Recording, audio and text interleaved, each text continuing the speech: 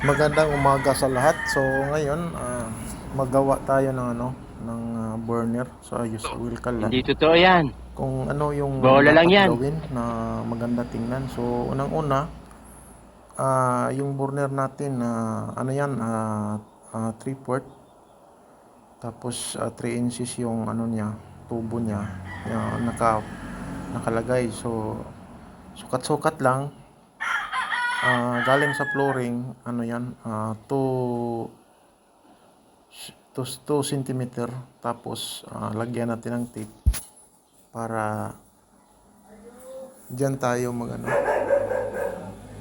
diyan tayo mag so galing diyan sa baba, so magsukat na naman tayo ng 2.5 centimeter para mag-tape na naman tayo para malagyan din natin ng mga marking. So diyan tayo magbubutas. So bali yung butas diyan 26 lahat. 8 sa baba, sa gitna 8 din, 8, tapos sa taas 8 din. So ganyan lang, magmarking na tayo para butasan na natin, para mabutasan natin yung burner. So yung marking diyan, so kanina 'di ba sabi ko galing 2 centimeter galing flooring. So nagmarking na naman tayo diyan sa 2 centimeter ng 8 butas sa baba, 8. So 8 yan diyan sa baba.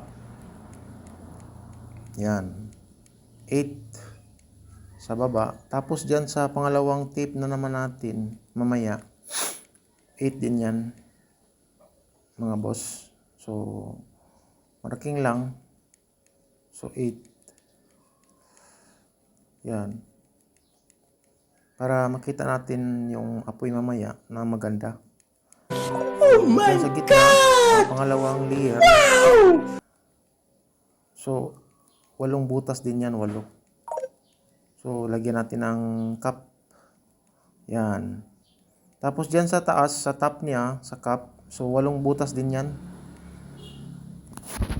mga boss. Mga 8 butas yan. So kung gusto kayo mag-comment, comment na kayo para mag-guide ko kayo kung hindi nyo makuha yung video natin. So dyan sa pangalawang layer, galing doon sa baba 2 cm, sukat ka naman ng 2 cm, 8 butas na naman. So yan. Kailangan ang marking natin na pantay-pantay siya. Yung agwat niya, pantay lang, mga boss. Para maganda yung apoy niya. Talagang mag-blue flame siya. So tiyaga lang pag magawa tayo ng ganito. Hindi yung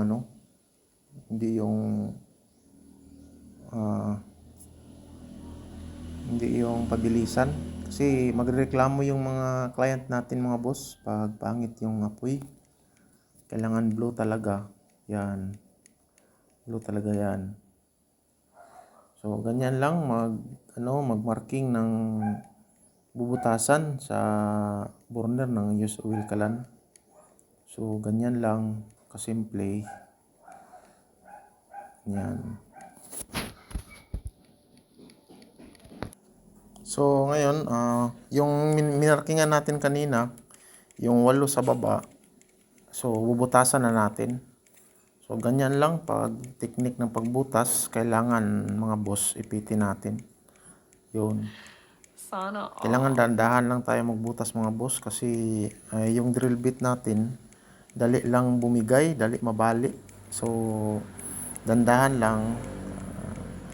Kaya ilang beses ako na putulan dyan. So mahal pa naman yung drill bit. So tapos magreklamo pa yung mga buyer natin na mahal. So di naman gaano, tamtaman lang yung natin, mga boss, kasi yung drill bit palaging nababali yan pag magbutas na tayo. So may ganyan, ipitin talaga natin para maganda yung pagkabutas natin sa ating drill bit. So depende lang sa inyo kung anong diskarte ninyo, mga boss, pagbutas.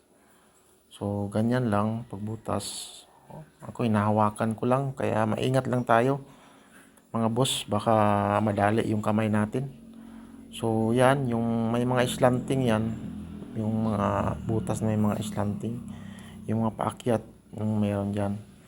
So, yan, iniipit natin yan, iningatan talaga natin mga boss.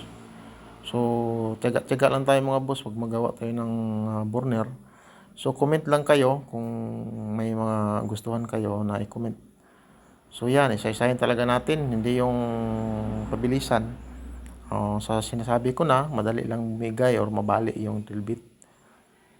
So, yan. Yan, ganyan, no? Anggol-anggol talaga yan.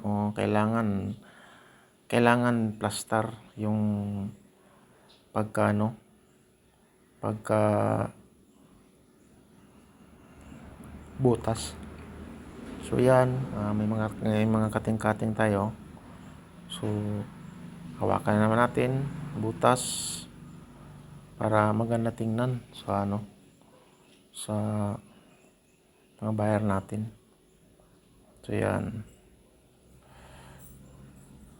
So, ganyan lang mga boss, kasimple yung paggawa natin ng ano, ng pagbubutas sa burner sa use oil kalan.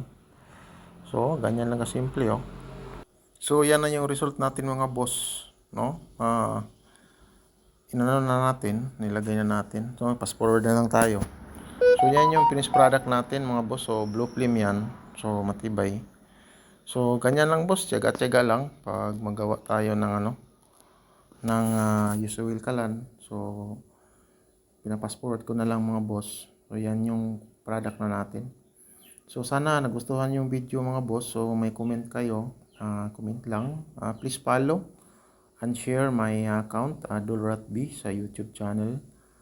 Sana suportahan nyo mga boss para makabigay din para ma-update din kayo sa mga bago kong mga video. So, ganyan lang mga boss. God bless. Ingat-ingat tayo palagi.